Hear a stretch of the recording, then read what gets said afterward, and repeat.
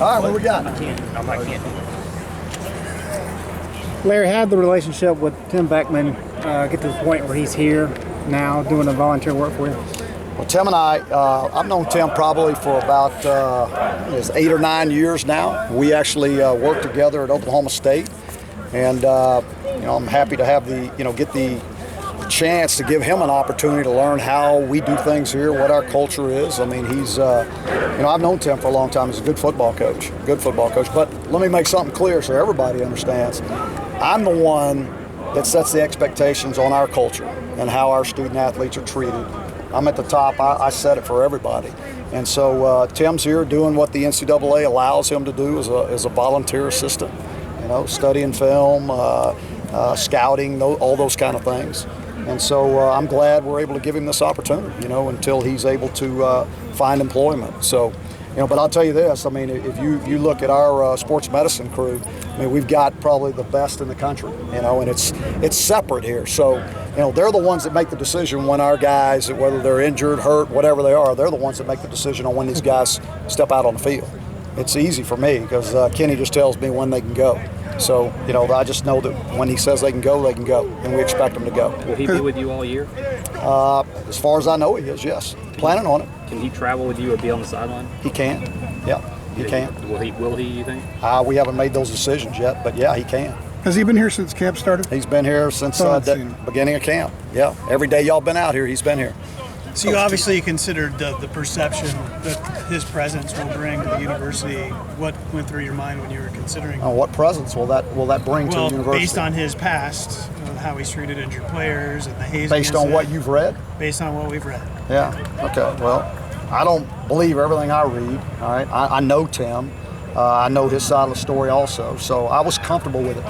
If I wouldn't have been, obviously I wouldn't have brought him. I wouldn't allow him to be in our program. But I was very comfortable with it.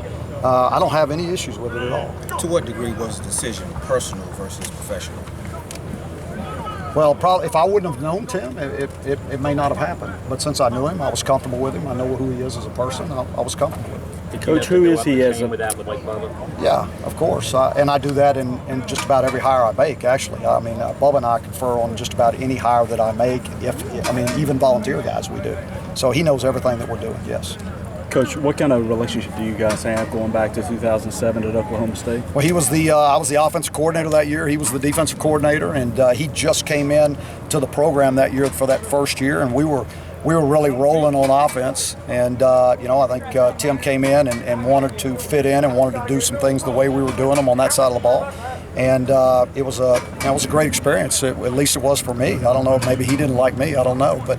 I thought it was really good. Can you understand people raising eyebrows and kind of wondering why he's here?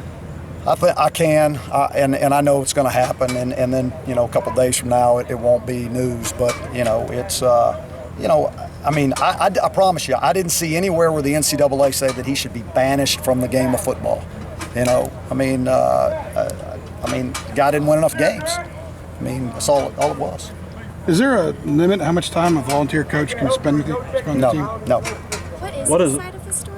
What's that? What is his side of the story? You'll have to ask him. Coach, what does that volunteer what does he add to your program? Well, one, he's been a defensive coordinator, he's been a head coach, at the Power 5 level. And so, he's got another set of eyes when you're scouting, watching film.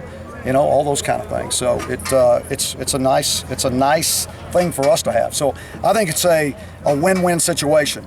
We gather something from his knowledge and his experience, and he's able to see the way we do things in our program and the culture here at Carolina. How did you come to this plan to put him? I talked to him a couple times over the summer, because he's a friend, and he was looking for work and trying to find jobs. And I told him if he didn't find what he was looking for and he wanted to do it, that, I would create a volunteer assistant position for him. So, Coach, do you look at this as a situation where you could bring him on at some point full time, or? I hadn't really looked at it that way, actually. I haven't looked that far ahead. All I want to do is get ready for Georgia and do the best job we can. Coach, 10 days away from Georgia, what was the major takeaways from Saturday's scrimmage? That we still got a long way to go. You know, I mean, now we got a lot of young guys, a lot of reps, and you know, so we were able to determine the guys that we thought who were going to be able to help us, you know, going into that first week, you know, and then some of the guys that aren't as far along as we want them to be. And so, you know, we had to make some tough decisions and try to figure out who's going to, you know, who we're going to bring in that game and who's going to be on that bus and who's not. How's the status of the defensive line now? Obviously, still some injuries. We still we still got some guys beat up, and it's, you know, it is what it is. So we're trying to work through it and get those guys healthy as quickly as possible. You've seen them now. Obviously, they've been in pads for a while. You talked about the first day; they were pretty out here. What do they look like to you today? They look like, you know, I tell you what, I thought better than they did on Saturday. I thought Saturday they were worn down, which they should have been. It's the end of camp, you know. So I was comfortable with where they were. I thought the effort was still good. They were dead-legged, weren't moving as fast as they could, you know, and or as they could at the beginning. And so now, you know, they've had had Sunday off and they had first day of classes off. So their legs are starting to come back. And usually, from our experience, when we keep pulling back, and in 10 days they'll be raring to go. Talking about Tim, is it just as simple as you helping a friend? Yeah, I mean, you could say that. I mean, you know, Tim's not the only volunteer on the staff. So, I mean, we've got other guys that are in that same situation. So, it's just the one you guys are interested in. How many people do you have in a volunteer assistant capacity like that? I think we have 3 right now. Yeah. Well, did you see Caleb's situation coming with what he has going on at home and maybe the battling for? No, I didn't see it coming. I was, you know, but I'm you know, wish the best for him. That's all I can say is I hope it all works out for him, you know, and you know, he was a great kid, loved him and still love him and hope for the best for him. What did Nathan do in the last week to sort of maybe gain that little separation? He was consistent, you know, he was doing things consistently. He was taking care of the football, wasn't turning it over. I mean, all the things that we need from a quarterback. Back when you offered Naz Jones a scholarship in 2012, he was a year removed from being in a wheelchair. Yeah. What did you see in him to make you think he could get to the point where he is now? That's really a phenomenal story. I mean, because I still remember going to Roanoke Rapids and we met in the weight room, and he was on crutches. And you know, his head coach was in there. There was the principal and some counselor and some other people in the weight room, and everybody was happy and everything. And he and I were kind of talking, just standing there talking. He and I, you know, and he after about 3 or 4 minutes, he said, "Coach, do you mind if I sit down?" He said, "The pain is, I just can't stand up."